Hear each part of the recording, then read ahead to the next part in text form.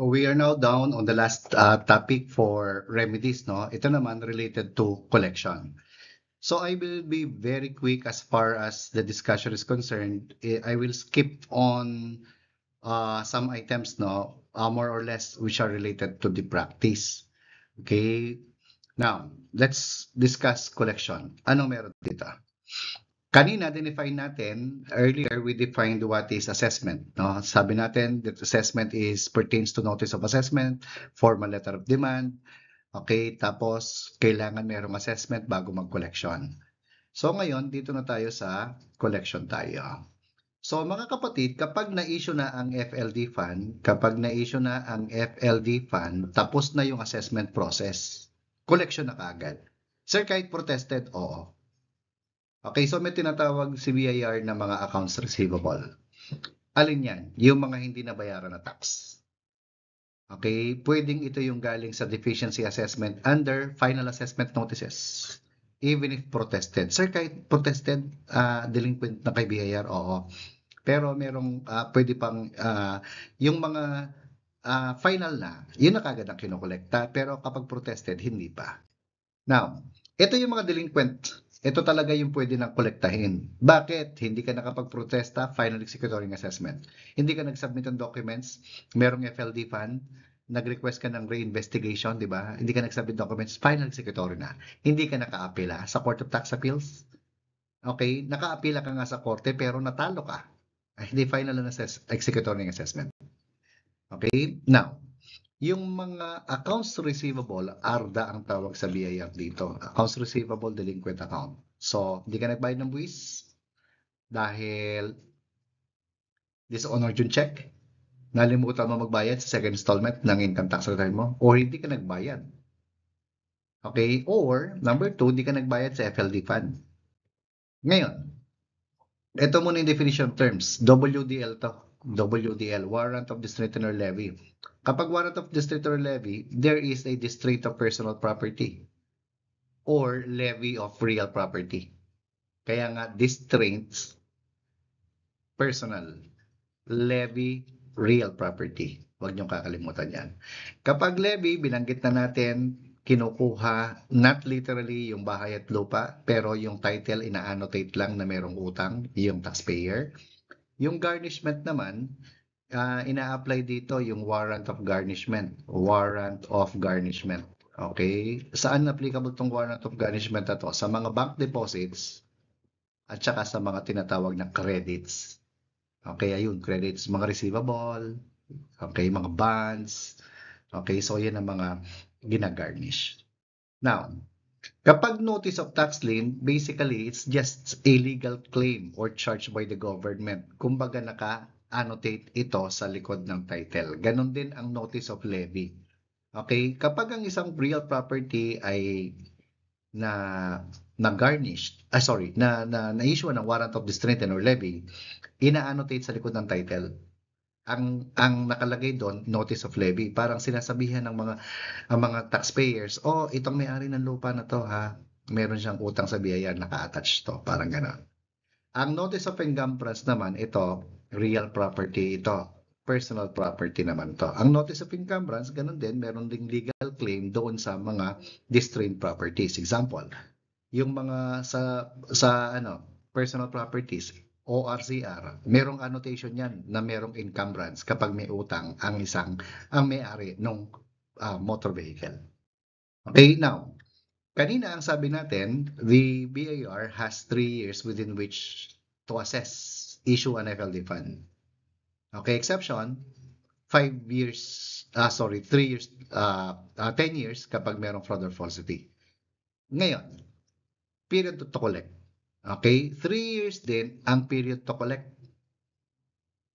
Recon from the issuance of the FLD fund.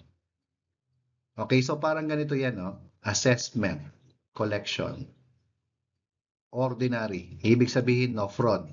3 years to assess, 3 years to collect yan.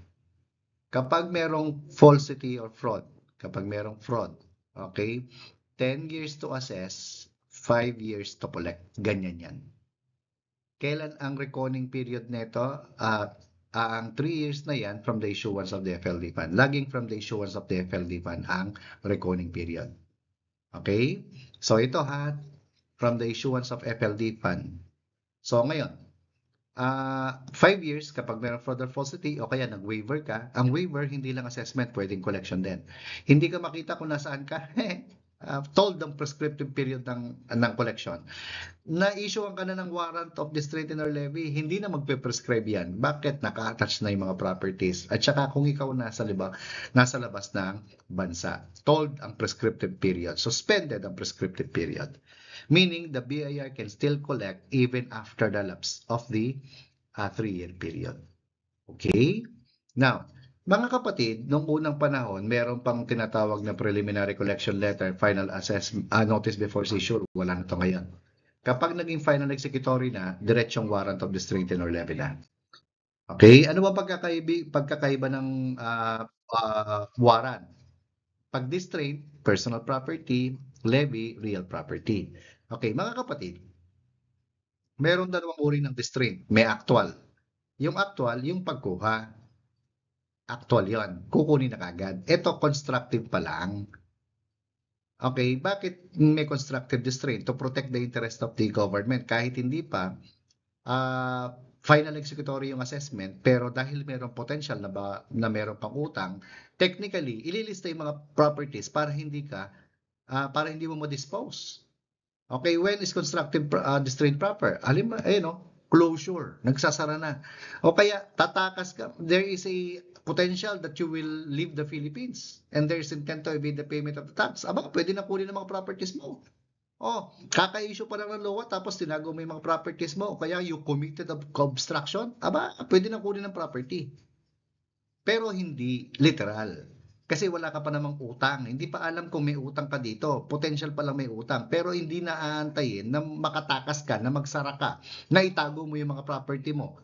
Bago makuha yan, pag nalaman na may utang ka, ano pa makukuha ng gobyerno? Kaya nga may constructive distraint. Okay? How constructive distraint is affected? Kapag bank deposit, binibigay yan sa bangko para hindi mo ma-withdraw. Kapag shares of stocks, ibibigay yan sa corporate secretary para hindi mo mabenta yan. Ang sasakyan, pinapadala yan sa LTO para hindi mo mabenta. Ang real property, okay, siniserve yan sa RD para hindi mo yan mabenta. Okay, ngayon, yung mga ginagarnish naman, ang sweldo ng empleyado pwedeng mag-garnish. Isa-serve yan sa employer. Uy, wag mo papasweldo itong empleyado mo kasi may utang sa amin. Parang gano'n yan. Yung mga stocks and bonds, sa Philippine Stock Exchange yan, kung yan ay mga listed. Kung yan ay traded sa mga stock exchange. Bakit? Parang sinasabi ng Philippine Stock Exchange, uy, meron pala kami nakitang stocks nito, listed shares ha. Pag mamay-ari niya, wag mong ibibigay sa kanya kasi may utang sa amin. Yung rental income, isineserve to kay lessee. Sasabihin kay lessee, oy, may utang sa amin yung lessor, huwag mo siya mabayaran.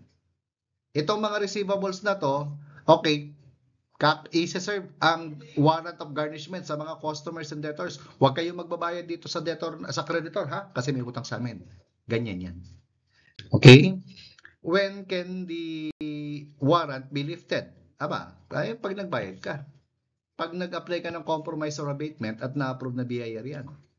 Okay, pag na-cancel na yung assessment, yung number 3, o kaya nagdeposito ka.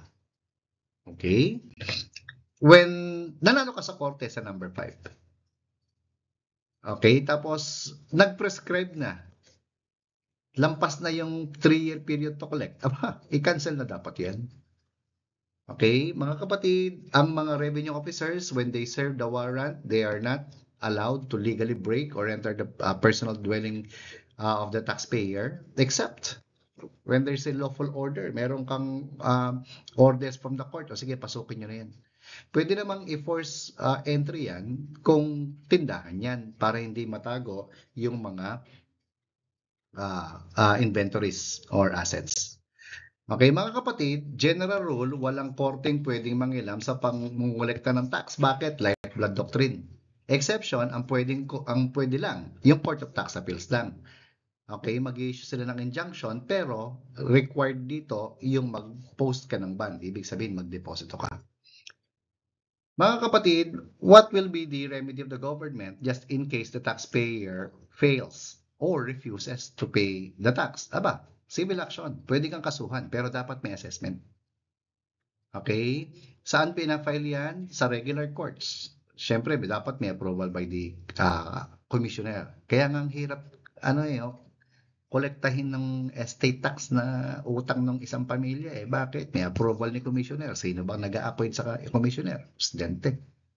Okay, look at the complaint. Kailangan in the name of the government of the Philippines yan. Okay, parang people of the Philippines versus ganun yan. Okay, remedies naman sa criminal action before lapse of the 5-year period, pwede pang kasuhan ng mga yan. Saan natin kakasuhan yung ipa-file yung complaint? Sa Department of Justice. Sino ba nag-a-appoint ng Department of Justice? Presidente. Kakasuhan niya. Okay?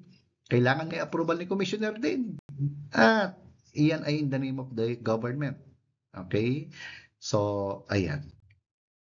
Refunds naman, very quickly, mga kapatid, kapag nagkamali, sumobra, or illegal ang collection, pwedeng i-refund yan, apply ng TCC or tax credit. Okay? Processing of refunds, mga kapatid, 180 days kapag erroneous ha. Kapag zero-rated sales kasi, 90 days yan. So, yung zero-rated sales, sabat naman yon. Ito, illegal, erroneous, excessive payment, 180 days yan. Okay, nakalagay sa bagong batas natin, AOPT, dapat i-state ni Commissioner ang basis of their denial. Tapos, the Commissioner is empowered to grant refund, okay, kahit wala ng letter yan. Okay, kapag zero-rated sales iba to, sabat naman yan, 90 days lang. Now, saan ng reviewing of approving office kapag RDO yan, regional director. Kapag large taxpayer yan, assistant commissioner. Paano pag dininay ni commissioner ang ating refund? Aba, in case of partial or full denial or hindi inaksyonan ang refund natin within 180 days or 90 days kapag zero-rated sale, pwede kang umakyat sa Court of Tax Appeals. Okay, within the 30-day period after the lapse of the 180-day period. Parehas nung kanina doon sa inaction. Okay? Requisites for recovery, kailangan patunayan mo na talagang nagbayad ka without authority from the BIR. Kailangan magawa mo yan within 2 years after the date of the payment of the tax kapag erroneous payment. Tapos, siyempre, meron kang proof. Okay, number 3. Pabayaan mo na yung control. Mga kapatid, ang gulo-gulo. Sabi ng EOPT, pwedeng wala ng letter. Pero sa requirement ni BIR, kailangan meron kang written claim, which means you need to write a letter. Very simple lang naman yan. No? Tapos, kailangan sabihin mo, we want refund. We want tax credit certificate. Ganun lang yan. Kapag carry over yan, tax credit yan, hindi na kailangan. Okay? Kailangan within 2 years from the date of payment yan, magawa mo. Otherwise, hindi na refundable yan. Okay? Now, ba't kailangan ng written claim? Para malaman kung saan ba nagkamali. Sa mga rules ba may pagkakamali sa BIR? Okay, at saka syempre, para malaman kung magkano yung mawawalang pera sa BIR. Bakit? I-refund nila yung pera mo, edi mababawasan budget nila. Okay? When is the 2-year period suspended? Kapag meron ng pending litigation before the courts, suspended yan. Nagkasuhan na eh. Okay, tapos the commissioner is in the case agreed to abide by the decision of Supreme Court. Okay, mga technical na to. Now, dito naman tayo, remedies when assessment is final. Diba? Na-assess tayo, FLD fund, hindi ka nakapagprotesta, or nakapagprotesta ka, hindi ka nakaakit sa Court of Tax Appeals, or sa Supreme Court, final na. Or, meron tayong request for reinvestigation, hindi tayo nakapag-submit ng documents within the 60-day period, final executory by operation of law. Okay, ano meron dito? Anong remedy ng taxpayer? Aba, ito yung mga pwedeng gawin. Pwedeng magbayad. Full payment or installment. Kapag installment yan, titignan ito. Magkano ba yung utang?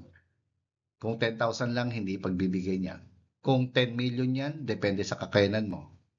Okay, ayun. Current financial position. Tapos, ilang gives yan? Hindi pwedeng 25 years yan. Okay? Mga 2 years, 1 year, mga ganyan lang nakikita ko. At, yung track record mo, lagi ka bang hindi nagbabayad ng buwis? Aba, hindi ka pagbibigyan. Okay? And number 2, you can apply for a compromise settlement based on doubtful validity o kaya financial incapacity. Or, kung mali yung assessment, pwede kang mag-apply ng abatement. Or, kung merong amnesty, mag-apply kang amnesty.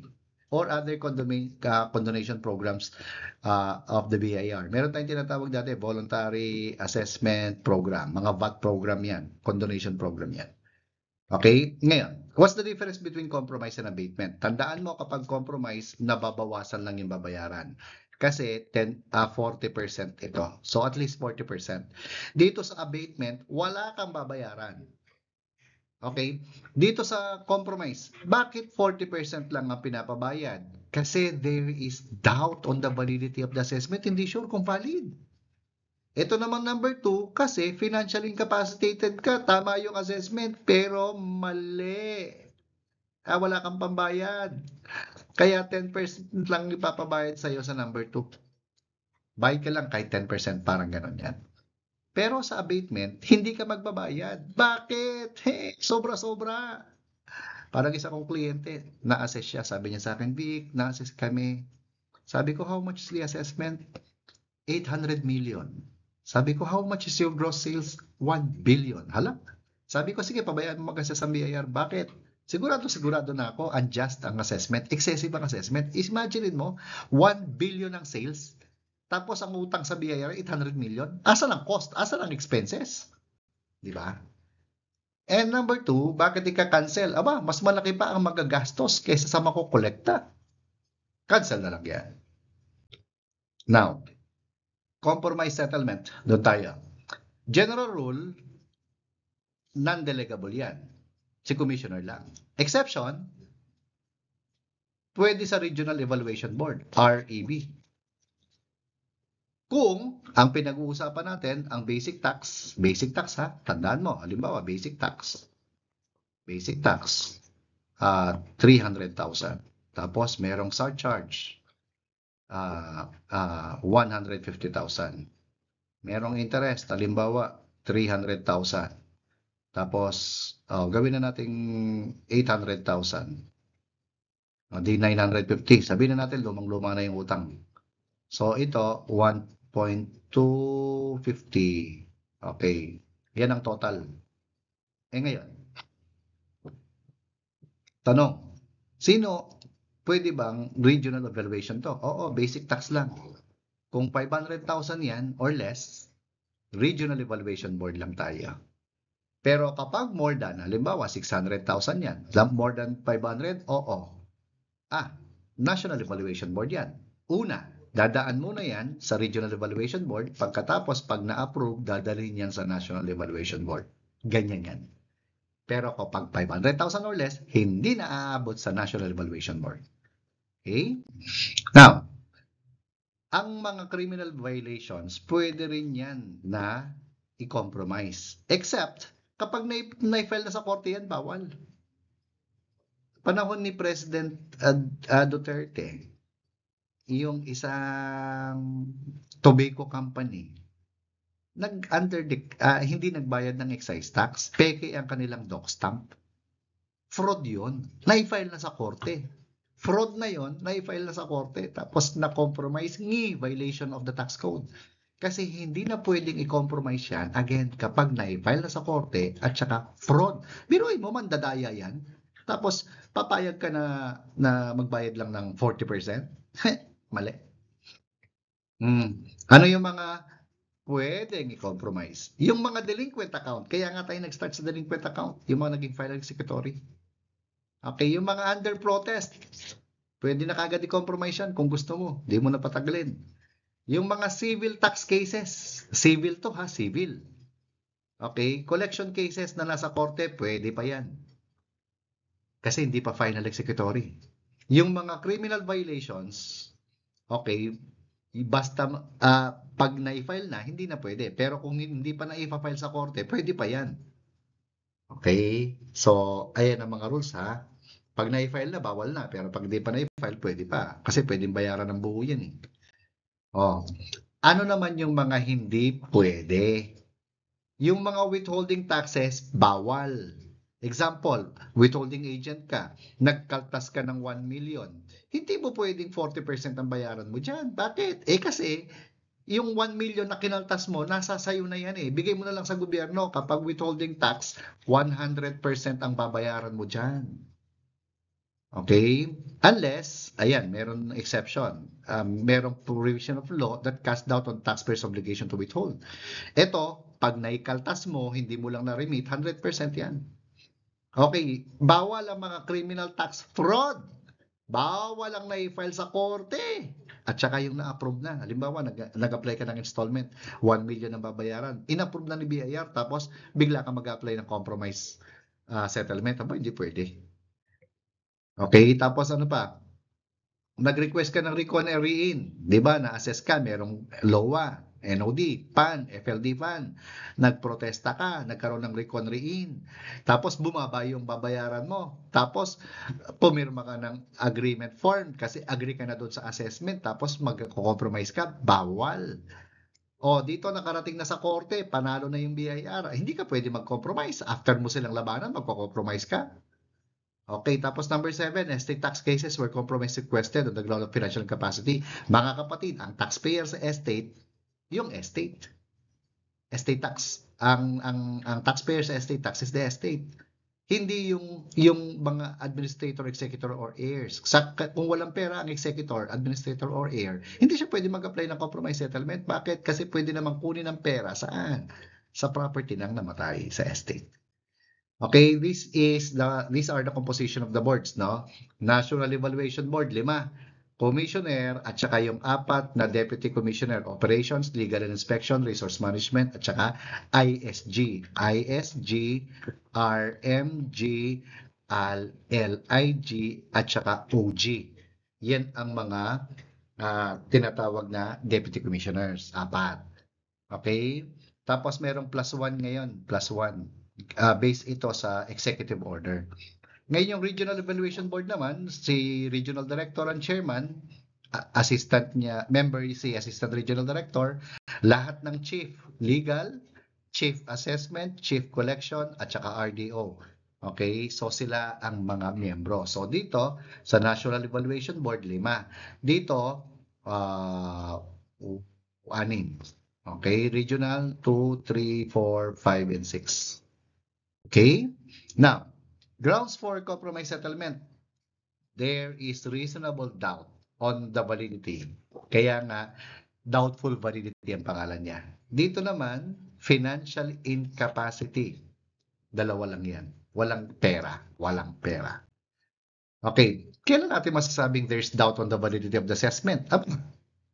Galing yan sa Jeopardy assessment. Pag Jeopardy assessment, ilang beses na lumabas sa board exam to, hindi na kumpleto yung audit ni revenue officer. Bakit? Kasi si taxpayer dinidelay yung pagbibigay ng dokumento. Magpe-prescribe na. So, hindi na kumpleto yung audit. Pwede nang i-assess yan. Tapos, since biglaan ang pag-a-assess, ang tawag doon sa assessment, Jeopardy assessment. So, there is doubt on the validity of the assessment. Kasi kung na-audit ng kumpleto, tama yung assessment. Another example, arbitrary yung assessment. Puro presumption. Feeling lang niya, ganito yung ano. Pero there's a reasonable to believe, no? There's reason to believe na wala talagang basihan. Dito naman, hindi nakapagprotesta. Kasi hindi raw natanggap yung notice. Kung natanggap, malamang pinotesta yan. Kaya there is doubt on the validity of the assessment. Dito naman, hindi siya nakapag-request ng recon re-in. Hindi nakapagprotesta. There's doubt on the validity of the assessment. Ang dami nang nangyaring ganyan. Ito naman, hindi nakaakit sa korte. Kung nakaakit siya, baka malamang matalo ang BIR. Hindi siya nakaakit. Final executory. There is doubt on the validity of the assessment. Okay? Dito naman, wala na to. Letter G tayo. Assessments based on best evidence obtainable rule. Pero there is reason to believe that the same can be disputed by sufficient and competent evidence. Di ba sabi natin kanina, assessment based on best evidence obtainable, hindi siya automatic na doubtful validity, pero pwede siyang makonsider. Okay? O, na-issue siya within the prescriptive period. Nag-waiver, pero yung waiver niya, kino-question. So, there is now doubt on the validity of the assessment. Okay? So, yun ang mga grounds. So, kapag hindi ka pumasok sa grounds na yan, ay hindi ka pwedeng apply ng compromise settlement based on doubtful validity. Okay? Kailangan ba magbayad muna? Oo, magbayad ka. Okay? Hindi po process ang application mo kapag hindi fully paid yan. So, paano pag dinisapprove yung application mo ng 40%? Meaning there's a finding that there's no doubt on the validity of the assessment. Babayaran mo yung buo. Susulatan ka rin commissioner. Okay? Ito naman, mga kapatid, kaya siya nagko-compromise si taxpayer at pumapayag si BIR kasi wala siyang pambayad. Sarado na. Okay, tapos dito, meron siyang earnings deficit. Ito, net worth deficit. Ito, empleyado lang siya, wala siyang source of other income. At, ayan, wala na siyang ibang property. Nag-declare na ng bankrupt or insolvent yung korte or tribunal. Okay, so ito yung mga rates. Tatandaan mo lang yung mga rates. Okay? Actually, merong 10%, merong 10%. Ito, wala na siyang other income, ha? 10%, 10%. Ako, ang tinatandaan ko lang 20%. Kapag dissolve, okay, tapos ito, ayan, okay, bakit natin kailangan tandaan? Sir, bakit, 20%? Kasi, lugi ba yan? Ito kasi lugi, zero net worth. Ito naman, negative net worth, yung number 2. Lugi talaga, indissolve. Nagsara lang yan, pero not necessarily na wala siyang pambayad. Kaya 20% ang pinababayad. Ito naman, non-operating na siya for 3 years. 3 taon na 10%. Ito naman number 5. Meron siyang earnings deficit ng 50%. Halimbawa, ang capital niya 10 million. Lugi siya ng 50%. Meron pa namang 50% yan. Kaya ito yung bayaran mo. Ayan. Di ba? Okay, ito naman, insolvent, bankrupt. Tingnan mo lang yung mga rates dyan. So, all other, 10% na. Now, kailan pwedeng ma-deny ang application mo? Meron ka palang paparating na withholding tax certificate. Deny yan. Dito naman, meron ka paparating na transaction na pwedeng magkaroon ka ng income, increase in equity. Halimbawa, magiging flood control contractor ka na. Meron ka transaction, 1 billion. Hindi papayagan yung application for compromise mo. Okay, sabi mo financial incapacity, wala kang pera, tapos ayaw mo mag-execute ng waiver of the secrecy of bank deposit, deny. Okay, denial yan. Tapos ito, presence of circumstance na merong serious doubt on the validity, on inability to pay. Tunay na buhay dati sa akin, no? Revenue officer tayo. Tapos yung taxpayer, individual, nag-a-apply ng financial incapacity. Okay, tapos nakita ko yung bag niya, mamahaling bag. Tapos ang kanyang relo, parang hindi ko maalala kung Rolex yun or basta alam ko expensive yun eh. Tapos meron siyang sasakyan. Hindi ko na maalala kung ano yun, pero mamahalin yung sasakyan niya. Dininay ko yung application niya. Sabi mo wala kang pera pero ang forma mo, pera ka. Di pwede. Okay, ngayon, approval of compromise, general rule. Lahat ng compromise settlement dadaan sa national office. Okay? Exception, yung sa Regional Evaluation Board kapag 500,000 or less or minor criminal violation. Example ng minor criminal violation, ito yung ano lang to, failure to obey summons lang or contempt. Minor lang yan. Okay? So, yan ang ano natin. Pero, kapag more than 500, dadaan muna sa REB pagkatapos ifo-forward yan sa National Evaluation Board. Dalawa, kapag more than 500,000. Okay, other important considerations mga kapatid, kapag a case that has already been decided by the Supreme Court, natural, Diyos ko, nilabanan mo si BIR hanggang makarating sa korte, Supreme Court, nung matalo ka, mag-a-apply ka nito, hindi pwede. Hindi na yan pwede ng compromise settlement. Ano kahilo? Okay? Kapag ikaw ay nandadaya, fraud, mistake, tinatapag mo sila pag hindi mo in-approve to. Patayin ka namin. Ala, bawal yan. Okay? Sir, yung 40% ba laging 40%? Aba, ang sagot hindi. Pwedeng yan ay mas mababa. Pero, kailangan ng prior approval by the commissioner. Okay? So, halimbawa, gusto mo 10% lang babayaran mo. Patunayan mo, gumawa ka ng letter. Dapat merong basihan. Pero, in my experience, hindi na-approve ni commissioner yan. Mas mababa sa 40%. Yung 40% ka, hindi nga na-approve. Yung bababa, ano pa. Okay? Ayun, subject by the prior approval by the commissioner. So, ayan.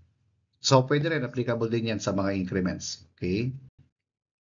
Now, kailan naman pwedeng mag-abatement or cancellation ng tax liability? Aba, sobra-sobra yung assessment. Hindi makatarungan. Mas malaki. Ito lang yung number 2. Mas malaki ang magagastos sa makukolekta. Ito yung makikita mo sa tax code, NIRC, sorry.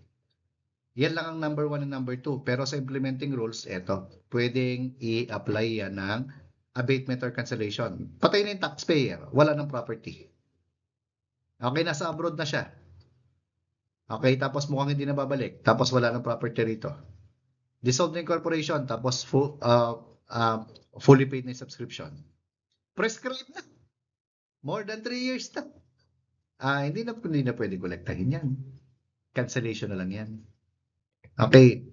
Kailan natin masasabing unjust or excessive? Actually, binawasan ko yung sa materials ninyo, but for discussions lang to. No? Okay. Wrong venue. Pwede naman patawarin yan. Nagkamali ka lang, there's mistake. Okay. Dahil mali yung sinabi ng revenue officer. Okay. Hindi ka nakapag-file ng return kasi merong strike sa opisina nyo. Merong bagyo. Ayan. O kaya talagang lugin-lugi, may pandemic. Okay? Mahirap i-interpret yung batas. Malabo. Hindi ako nakapag-comply, kaya ako na penalty. Okay? Tapos, ayan, circumstances beyond the control of the taxpayer. Pero ang pwede, halimbawa, yung mga bagyo, no? Hindi ka nakapasok kasi nga sarado sobrang lakas ng bagyo. So, yung surcharge at saka compromise penalty lang ang pwedeng i-abate, pero yung interest kailangan bayaran. Okay? Late payment under meritorious cases. Okay? Parang pandemic, ang daming na late dyan. And any other similar cases or synonymous thereto. Okay, ito naman yung sa prolonged labor dispute. More on sa practice lang din to, no? More than 6 months nang nag-strike. Public turmoil, nagkakagulo na.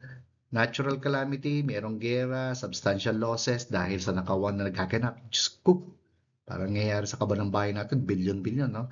Continuous heavy losses, liquidity problem, such other instances. Okay? More on practice to. Kailan natin masasabing meritorious circumstance? Mali yung form. Okay? Anyway, this is more of an information only. Now, processing time, brothers and sisters, for abatement, ang nakalagay sa rules, 5 days lang. Ang approval, tunay na buhay, 5 years yata yan. Sobrang tagal. Okay? Tapos, National Office, they have 30 days within which to act. No? Pero, ang tagal na ito. As in, sobrang tagal. I have a client, 2017 pa kami nag-file. Hanggang ngayon, wala pang approval. Okay, so any cancellation, may add ka. Pero yung add ka, nililimit na lang yung use ngayon. Okay, so summary remedies, brothers and sisters, types of remedies, pwedeng summary, mabilisan to. Kaya nga summary, no? Hindi ito summarize, mabilisan summary. Okay, kaya nga without ceremony or delay, mabilisan. Example niyan, WDL. Hindi na kailangan ng hearing dyan. Substantive, galing ito sa batas. Example, kino-question mo yung validity ng batas o kaya prescribed na, violation of due process, yan ang mga substantive defenses. Procedural defense naman, may hindi sumunod sa procedure, kaya nga procedural. Okay, example, walang LOA, void, violation of due process. Walang NOD, void, violation of due process. May PAN. Remember, may exception yan, Yung FLD fund, walang FLD fund, diretsong warrant na, violation of due process. Okay, nag-issue ng assessment based on BEO. Walang LOA, void. May LOA nga, pero walang subpoena, void. May LOA, may subpoena, pero walang criminal action, void. Procedural rules. Pag na-violate, yan ay procedural defense. At saka judicial, sa korte na tayo. So basically, brothers and sisters, if we are going to summarize the remedies, pwedeng remedy of the government yan. Okay, administrative remedies, mga kapatid, ito judicial court, ito court yan, kaya nga judicial. Administrative remedies, gusto makakolekta ng BIR ng gobyerno, anong gagawin? Mag-assess siya, mag-issue ng LOA, mag-subpoena kung ayaw mag-submit ng dokumento, tapos kasuhan kung ayaw mag-submit. Okay, mag-issue ng NOD, mag-PAN, FLD PAN, mag-FDDA. Okay? So, dito naman, kung gusto na mangolekta, mag-issue ng warrant, diretso na tayo. Wala na to. Mag-issue ng warrant of distribution or levy, pero minsan meron pa rin nag-i-issue niyan, no? Mabait. At saka, if forfeit na yung properties, at saka ibenta. Judicial remedies, kasuhan ang taxpayer kapag ayaw magbayad ng delinquent na tax. Civil action yan. Pwedeng kasuhan ng tax evasion. Or sabayin mo. Pwedeng umapila sa court en banc kapag natalo sa court division. Pwedeng umapila sa Supreme Court Division kapag natalo sa en banc. Pwedeng umapila sa en banc kapag natalo sa Supreme Court Division. Pwedeng mag-file ng mga MR at any stages kapag natalo. At pwedeng i-enforce na yung judgment kapag nanalo na sa korte. Ito naman, remedies of the taxpayer before payment of tax. May karapatan siya na mag-file ng reply. Meron siyang right to protest any assessment. Pwede siyang mag-request ng reconsideration or appeal kapag natalo siya kay regional director. Okay? Pwede siyang umakyat parehas ng ng right kanina kay BIR dito, parehas, no? Pwede siyang umakyat sa NBank kapag natalo sa division. Pwedeng umakyat sa division kapag natalo sa City NBank. Pwedeng umakyat sa Supreme Court NBank kapag natalo sa Supreme Court Division. Pwede rin siyang mag-file ng MR parehas sa government. Kasi ang rules basically were created for the benefit of both the taxing authority and the taxpayer. Ngayon, before payment of tax yan, kapag nagbayad na ng tax, ano pa yung remedy ng taxpayer? Pwede siya mag-refund. 2 years from the date of payment, kung illegal payment of tax yan or erroneous payment of tax. Pwede siya mag-apply ng tax credit certificate. Papaano? Nakita niyo yung return? Di ba merong 3 box yan? Okay, nakalagay, tax credit certificate, nakalagay, refund, pwedeng carry over. Ayun, pwede siyang mag-tax credit. So itong 3 na to, makikita mo yan sa return, yan ang mga remedies of the taxpayer. Other remedies, pwede naman siyang mag-apply ng compromise settlement. 2 ito, doubtful validity at saka financial incapacity. Pwede rin mag-apply ng abatement, di ba? Erroneous payment of tax. Arbitrary ang assessment. Tapos, or mas malaki pa ang gastos. Collection cost is higher than the amount collected. Abatement na lang yan. Pwede rin mag-apply ng amnesty kung meron. Pwede mag-apply ng condonation program, voluntary assessment program, yung pinaka-latest dyan. At pwede rin, part ng remedy ng taxpayer, mag-file siya ng petition for injunction sa Court of Tax Appeals para pigilan si BIR na mangolekta. Pero, again, general rule, walang korte pwede mangialam except yung Court of Tax Appeals. Pag nag-file ka ng petition for injunction, you will be required to deposit money. Para pag natalo ka yun, dideposito mo ang kukunin ng gobyerno.